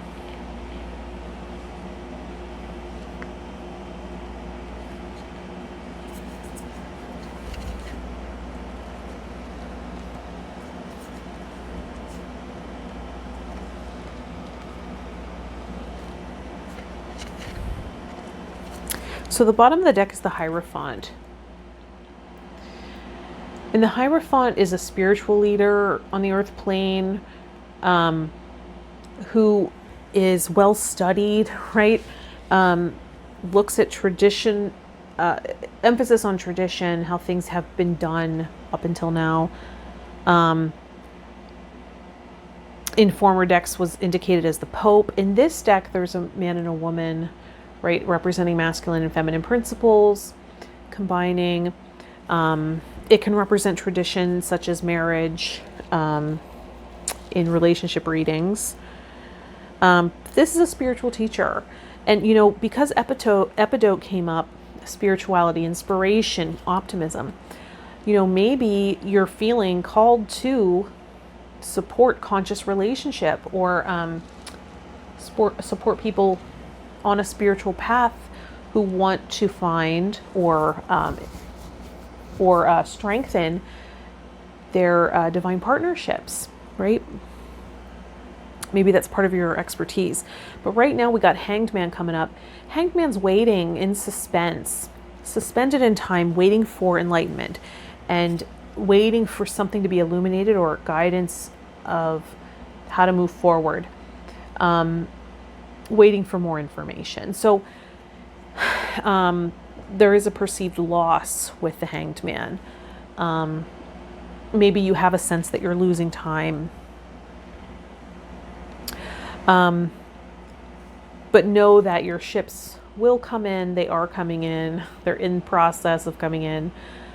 This reading is one of them, right? Getting resources, options, opportunities, that what you're focusing on and reflecting on here,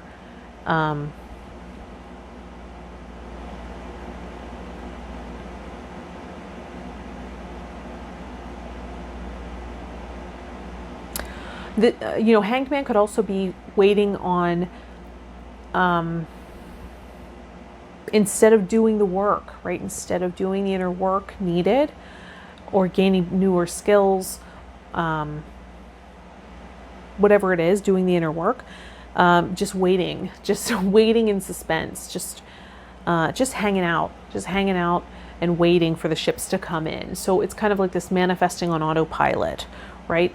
And then you're just getting maybe the devil's coming up. So maybe you're getting these attachments, these connections that are, you feel like there's something missing, right? There's something missing with the Five of Coins. That's what's indicated here. What's missing? There's something missing in these connections. And it creates this codependent pattern. And maybe that's why, right, where you're addicted to each other, you're giving each other your power, or pieces of yourself to care for, and it's just getting too enmeshed. And this is what's happening on autopilot, because possibly if you look in your ancestral line, that's what's been modeled. That's how it's been done, right? That's what's also indicated by the Hierophant. This is how it's always been done. This is tradition, right? This is what's written in the history books, particularly for your lineage. So what we got to do is do some work with the unconscious here, the Moon card. What's hidden? What's unknown here? We got to dig deep into the unconscious, working with maybe bringing unconscious desires to the surface, right? What's the underlying desire for creating this type of codependent connection where you're each addicted to each other as opposed to interdependent, right? Where you're creating intimacy but not codependency. And if you look deeper at that, right? If you bring the unconscious to illuminate it consciously, right? With this Lady of Staffs, You might see, I just want to feel stability. And right, I want certainty. I want certainty to know that this person won't leave me, right? And the Hierophant suggests finding certainty through faith, right? Through belief in a higher power, through your spirituality, or just getting more comfortable with the unknown,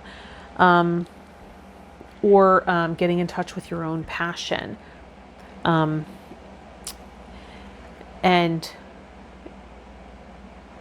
instead of enmeshing, guarding your own passion, staying independent with fire. The King of Staffs here. The King of Staffs is very independent, connected to his passion, and his divine counterpart is also connected to hers. The King of Staffs might be slightly older than the Lady of Staffs, or have more of a mastery. Just be further along in his process.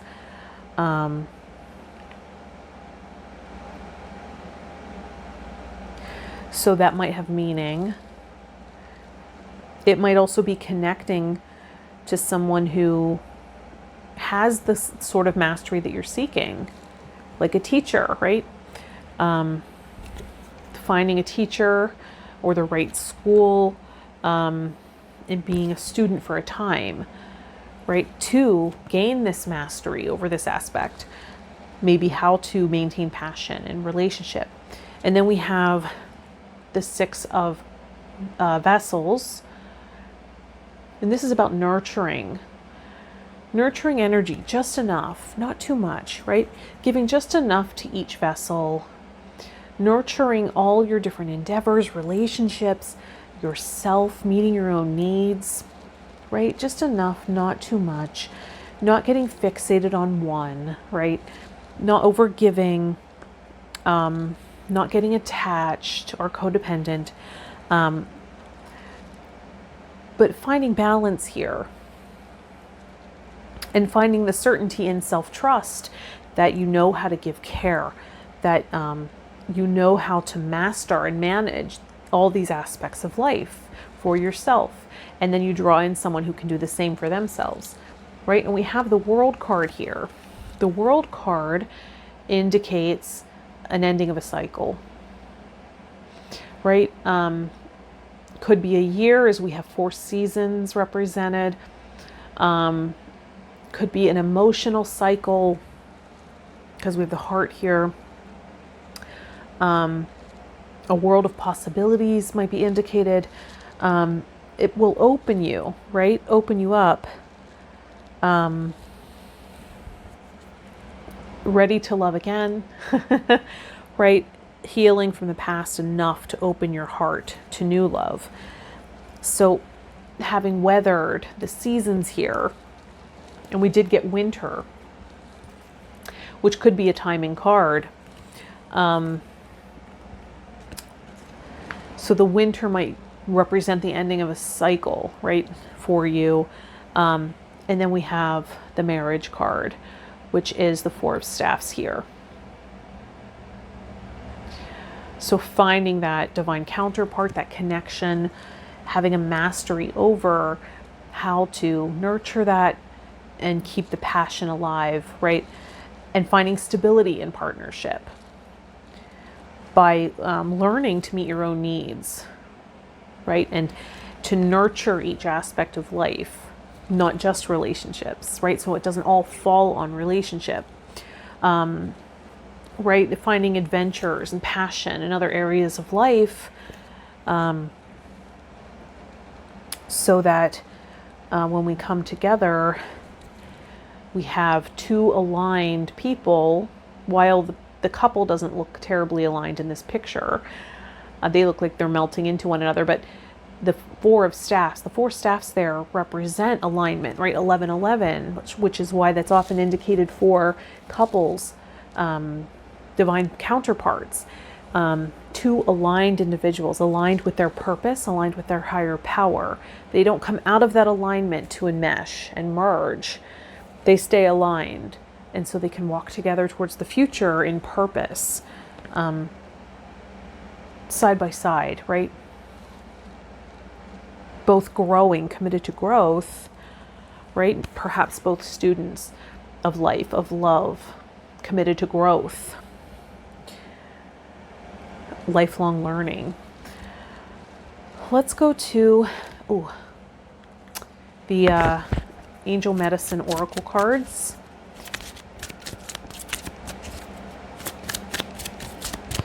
To see what will be medicine here for you, as maybe you're in the winter season right now with the Hanged Man coming up. Not seeing really any signs of your ships coming in.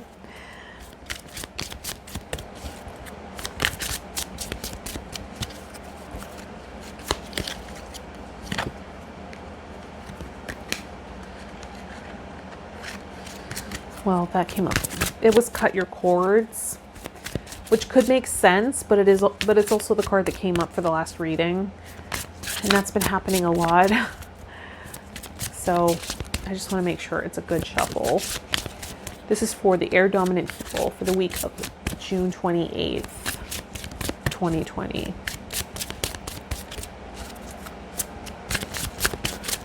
Otherwise, they'll just all be the same cards for everybody. That came up in a previous reading too. It was ear chakras.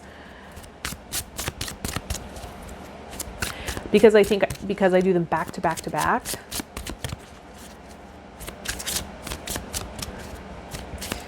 So we do have cut your cords, which could make sense, right? Because the snake here can indicate a cord that's keeping you stuck or trapped with one person. So it could be that the ear chakras are about guidance, wisdom coming in through words, guidance from in the inner ear.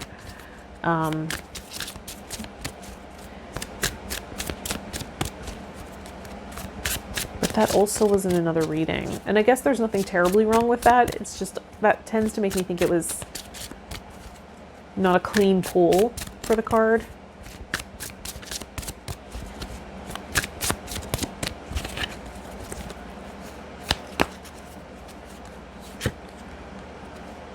Law of attraction. That makes a lot of sense. So law of attraction. Relationships and activities that you once enjoyed are now changing as you become more sensitive and aware of energies. Interesting because, we have the Lady of Staffs as well as the King of Staffs. And, the staffs are about passion, creativity, attraction, right? And we have the Four of Staffs here, the couple coming together. Maybe that's part of what you'd like to study or learn more about, this law of magnetism, this law of attraction, and how maybe it works in relationship, how to use it to draw in your divine partner. The book Calling in the One by Catherine Woodward Thomas is also coming in. It's full of exercises to call in your divine counterpart. It can also strengthen and enhance the relationship that you're already in. Calling in the One by Catherine Woodward Thomas. It's full of exercises that go pretty deep into the unconscious, right? You're working with unconscious and the wounding there, right? So you're diving deep. It's also a book, as you'll see the Hierophant is displaying there. I think it's 49 days of pretty brief exercises. I did a blog journey. I wrote out each day my experiences on my Instagram feed, urban_empath. Also, if you go to urbanempath.com/blog, you can look at the tag, calling in the one, and I put them all there too, I think. So one last card from the Crazy Sexy Love Notes deck by Chris Carr to see how we want to wrap up this reading for the air dominant viewers for the week of June 28th, 2020.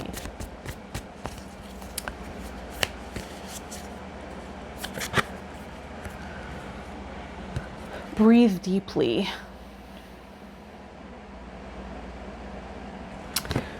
Breathe big, let it all in. Expand your fabulous belly. Who cares if your jeans feel too tight? Here's an idea. Buy a roomier pair. Deep, full breaths invigorate you. They release sadness and allow ecstasy to flood in. Pause. Inhale a long, slow, big, delicious breath. Exhale. Remember, whenever the going gets tough, take a deep breath and trust that you are capable of greatness. So deep belly breaths are also about resetting the central nervous system. Resetting the vagus nerve, help us get into a relaxed state. This might also be the cause for this pause. As we relax, reset, take care of our own needs during the winter season. Breath work is a great match for air dominant people, as you're very connected to air and breath and the information there that comes in with that. And it's interesting, the heart chakra is associated with the air element, right? The lungs are there.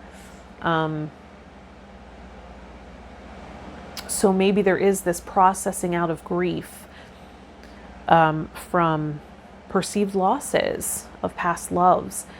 And we can do so with breath, as, grief is often stored in the lungs.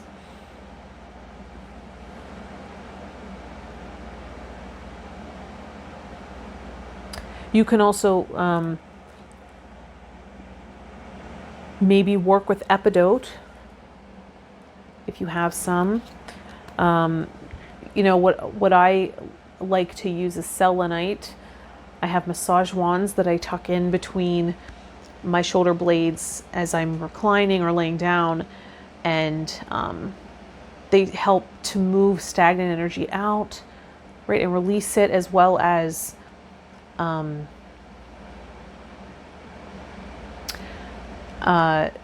transmute dense, heavier energies there. So that can be really helpful. You also have, spirituality, inspiration, optimism. Inspiration coming in with the breathe deeply card. So, breathing in spirituality, breathing in inspiration, optimism into the heart center, using that heart breath can be very healing as well, creating a stronger sense of coherence internally, which gives us a stronger state of stability, certainty, intuition, and resonance, right? It helps us discern what is a resonant match for us. So getting in touch and in tune with that heart center, with heart breath, developed by HeartMath, might be another thing to look into. Looking into the HeartMath Institute. They train coaches as well, based on their technology. That might also be something you'd be interested in learning. And training to work with people as a HeartMath coach. A lot of options here. And creating that inner sense of harmony so that using the law of attraction, by being what you want to draw in, creating a sense of harmony inside so that the law of attraction is working with you instead of against you, drawing in a divine counterpart and strengthening and harmonizing those relationships that are already in place. Right? I hope that that was helpful in some way. Let me know in the comments. Check out your other dominant elements and see if that information resonates as well. Thanks for liking the video. Subscribe to the channel. I really appreciate that. If you want a personal reading session or to donate to the channel, that'll be linked in the description. Thanks for sharing the video with anyone you think might benefit from hearing these words. And yeah, I'll see you in the next one. Bye to my Earth Dominant people.